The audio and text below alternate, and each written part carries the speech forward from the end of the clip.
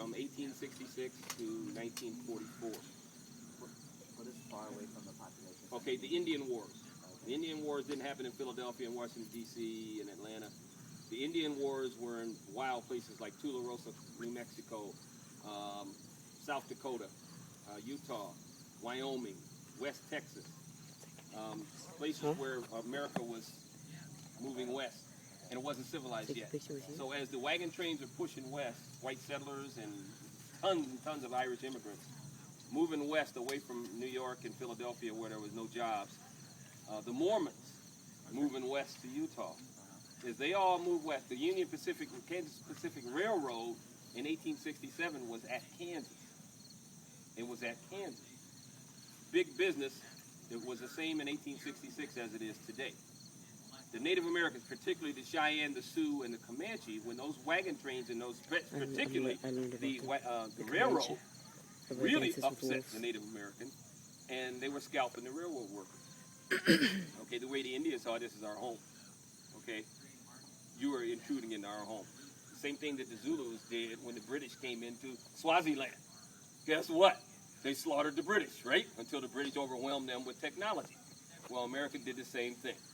We did the same thing to the Native American, and sometimes when we have Native Americans standing where you are, we get called to task, and we have to tell them, whoa, whoa, whoa, calm down. It's history. You know, don't get all emotional on us. You know, do you think those black men that had, those free black men and former slaves that comprised the Buffalo Soldiers thought that they were oppressing the red man? No. No. They were thinking, my God, we get $13 a month just like the white man? You're kidding. Holy moly. All right? So when the Indians first saw the 10th Cavalry, which was 1867, if you Google it, it's the Battle of the Saline River. And at the Battle of the Saline River, there were 34 black troopers of the 10th Cavalry and 2 white officers, Lieutenant George Armis, and I confess I cannot remember the name of that white lieutenant.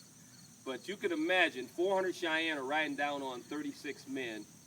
The natural tendency would be to do what? Run. The natural tendency would be to run. There's 400, they're screaming, and they're riding right down upon us. But no, that's not what the 10th Cavalry did. Captain George Armis, a Civil War veteran. All the Buffalo Soldiers officers were required to be Civil War veterans. He told the men to kneel.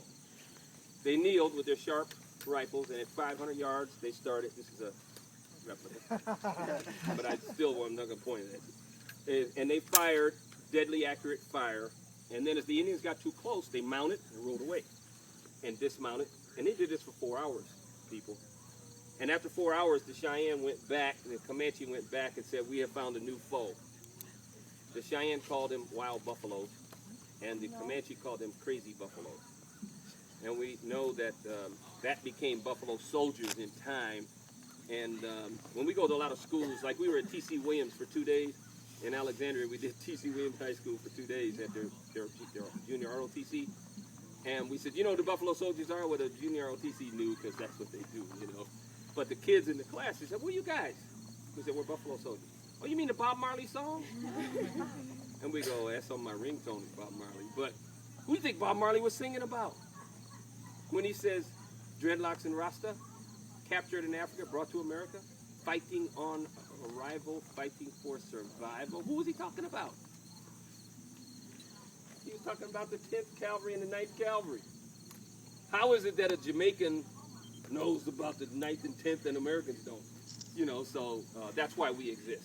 Our mission is to perpetuate that legacy and to tell that story of those. And we tell them, don't forget, all the troopers were black, but the officers were all white. And so many of those white officers thought, man, my career is over. Why did I get sent to the 9th or the 10th? Why couldn't I go to the 1st through the 7th or the 8th?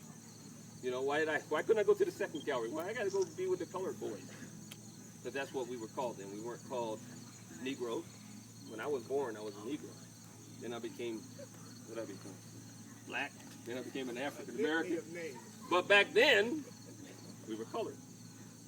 We were colored. It was called, matter of fact, when Colonel Grierson took over the 10th Cavalry, he said, I got 2 problems. I'll take over the 10th Cavalry, but you got to do 2 things. One, they get $13 a month, just like the white soldiers. Well, we're going to give the colored soldiers $10 a month. Well, then I'm not going to be the commander if you're not going to give them $13 a month. He says, okay, all right, what's the other one? Take colored out of the name. because it was 10th United States Cavalry Horse colored. And he said, if they're going to die out west for America, you're going to take that colored out of that. And so Congress went, take the colored out. Okay, all right, take the colored out. Wow. So the Buffalo Soldiers were far away in places that nobody could even ever heard of, because there were no smartphones, there was no internet, and the Buffalo Soldiers didn't get known to America until a guy named Frederick Remington came along, and Frederick Remington rode with the 10th, and he started sending back a series of articles back to the Harper's Weekly newspaper, and he called it A Ride with the 10th Cavalry Horse, which is very British sounding. 10th Cavalry Horse. It is. That's the way the British call it, cavalry. And he rode with the cavalry and sent back dispatches, and he did his drawings, and he sent back images of the Buffalo Soldiers. So Americans says, wow, there's blacks fighting for the United States. So now let's fast forward to 2011. They knew it in 1866, 1872, but how come they don't know it in Prince George's County schools in 2011?